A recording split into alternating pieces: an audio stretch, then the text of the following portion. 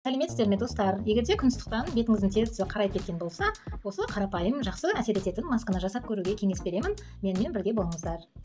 Жасау үшін бізге бір аспирин қажет. Аспириннің бір данасын ыдысқа салып, оны жақсылап тұрып еземіз. Міне мен аспиринді езіп алдым. Енді оның үстіне бір ас қасық жылы сүттен қосамыз. Сүтімізді жылытып алғанымыз дұрыс. Картоп крахмалынан бір шай қасығын қосамыз.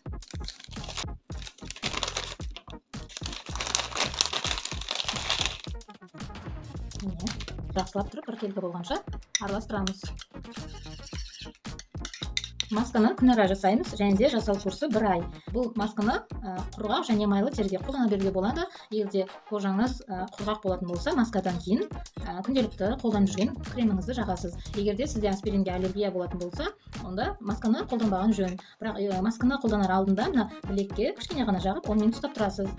Егерде 10 минутта теріңіз қышымаған болса, онда сізде аллергия жоқ. Егерде теріңіз қызарып, қышып кетсе, онда масканы қолдануға болмайды деген сөз. Енді дайын болған маскамызды таза бетке жағамыз.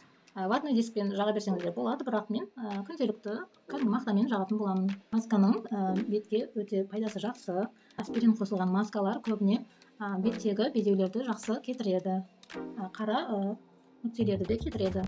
Және де бетті ағартады. Ағартып қана қоймай, беттегі әжімдерді де кетіреді. Себебі бұл жерде картоп крахмалы да қосылған. Ал сүт болса, сүтті бетті ағартып, және де бетті жұмсартады. Сондықтан масканы жасасаңыздар өте, егер үзбей жасасаңыздар, әсері өте керемет болады. Масканы жаққан кезде көздің айналасына қатты тигізбеңіздер. Шет-шетіне былай жақ қойсаңыздар болады. Көзге тиіп кетпеу керек. Егерде бетіңіз майлы болса, маскадан кейін ешқандай да крем жағудың қажеті жоқ. Енді масканы бетімізде кеткенше ұстаймыз, шамамен 10 минут. Мойныңызға да жақсаңыз болады. Енді 10 минут ұстаймыз. Міне мен бетімді жуып тастадым. Қазір әсерін бірге байқайтын боламыз.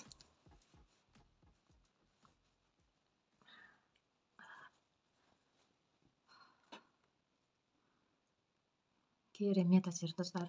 Бетім жұмсақ болып қалды, ешқандай да құрғаған жоқ. Менің бетімнің терісі майлы, мүмкін содан болар, бірақ маскаға мен сүт қостым ғой, может, сол сүттен бетімнің терісі құрғамауы мүмкін. Керемет әсер алдым, достар. Осы масканы үзбей күнара 1 ай жасап көріңіздер. Үйдегі бар затпен жасайсыз, сүт, аспирин және де картоп крахмалы. Ол дүкенде тиын тұрады, ешқандай да қымбат емес. Қымбат крем маскаларға қарағанда осы қолжетімді табиғи затпен жасап көріңіздер, достар. Ешқандай да зиянды әсері жоқ. Тек аспиринге аллергияңыз болмаса болды. Өте керемет маска. Қараңыздаршы, бетім жұмсақ, керемет болып қалды. Әсерін бірден байқасаңыздар болады. Өте керемет оңай маска.